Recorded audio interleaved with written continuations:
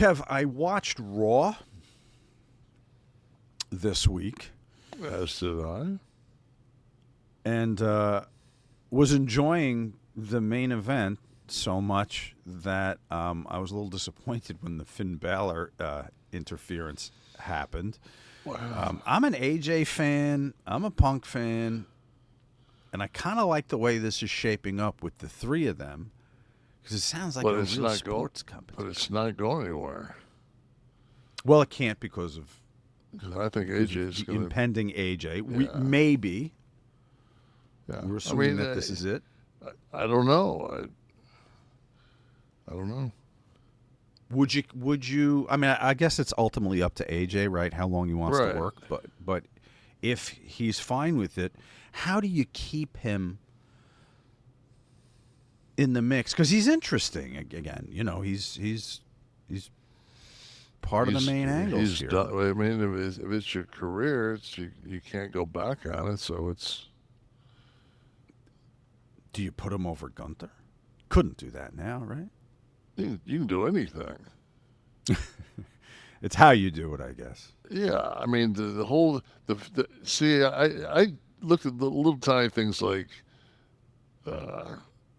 AJ got his the rights to his name and his phenomenal one. Phenomenal one, yes. That came out like today, and I'm thinking, huh. So does that mean he's going someplace else? So it's like Gunther can say he doesn't have a career. Like you put your career on the line, but that means to me that there's in that universe, the WWE universe, no other wrestling exists. Yeah, and it's fucking wrestling, so Well, I mean, I'm just saying though that. That's kind of the way that company's always been. Right. There's the WWE Universe, and then that's it. It's kind of like Marvel.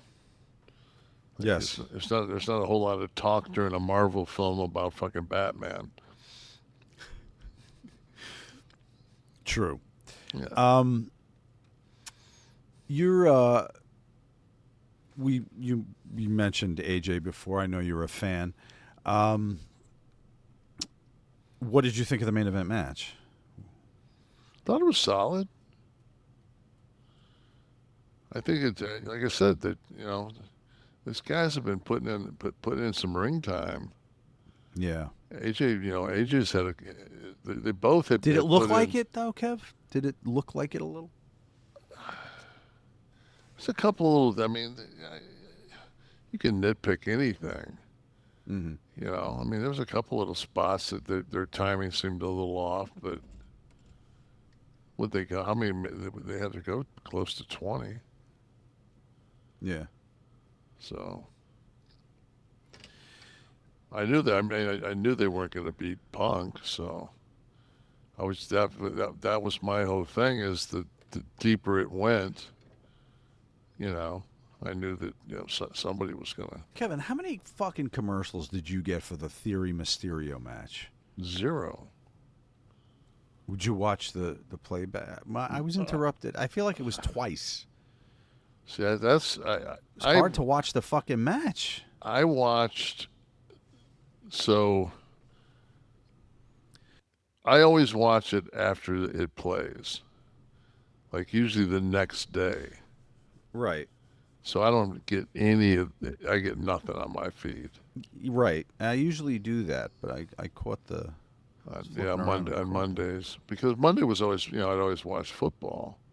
This Monday there was no football, but I could to grab the controller and go to wrestling with my wife sitting next to me, it'd be like, yeah. Yeah. But I got to ask you as we get close to the Rumble now, because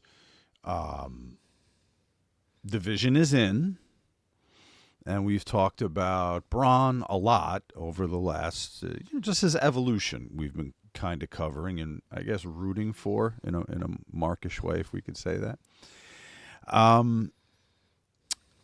So now with the Rumble, odds-on favorite that Braun will win. Is this safe to say? Is odds-on favorite? Yeah. Yes, the Rumble will have happened by Monday, but you know how everyone knows we're recording beforehand. Right. Well, I guess technically the odds-on favorite is Roman. But if I don't know, just watching the way it's been booked. If it's not Bronson, Rick Steiner, I think it'll be Cody.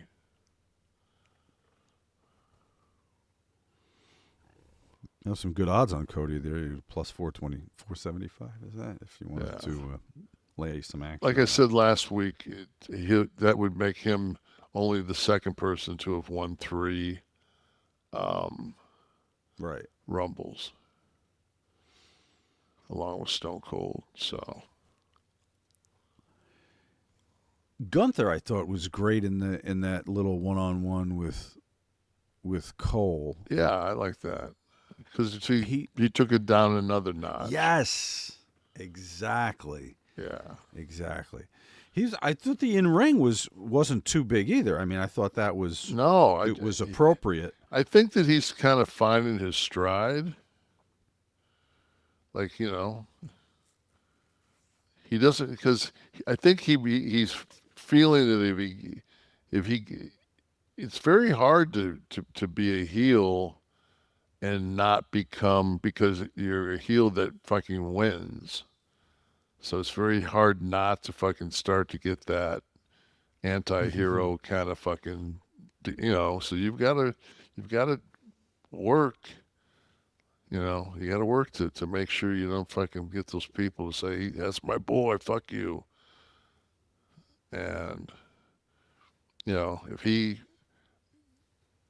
retires Goldberg, Cena, and AJ in a year's time, it's like, it's pretty fucking impressive. Yeah.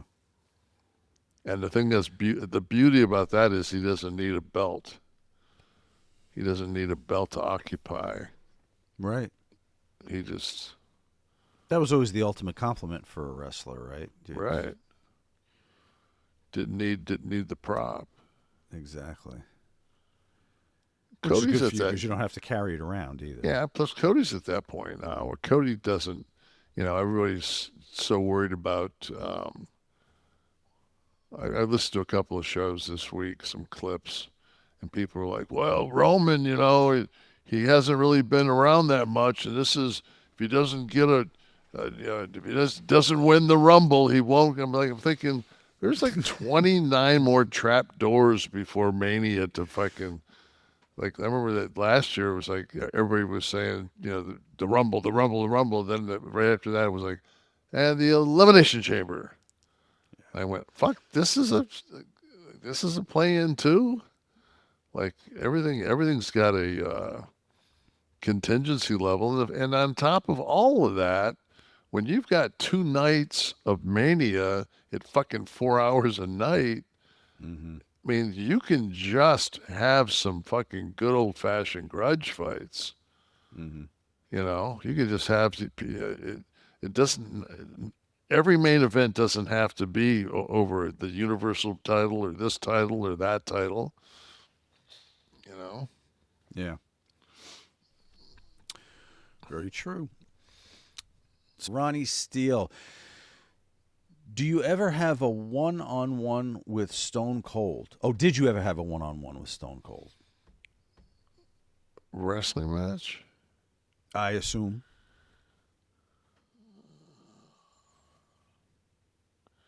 God, I don't think I've ever wrestled Steve one-on-one. Well, we have to book it. Yeah, well, I think fucking Steve right now is just saying, Kev, hold your breath. And I'm saying to Steve, hold your breath. You guys could do it on your 2K, your WWE 2K. We can do it on that. And here, if I don't blow out a quad. AI has told us they never had a televised one-on-one match. Every time Steve Austin and Kevin Nash interacted in WWE, it was a multi-man situation. Most notably, The Rock and Austin versus the NWO on Raw, March 2002. Well, there you go. That was from Joe Louis. We left him laying. You got the hometown boys have to do that, right? Got to.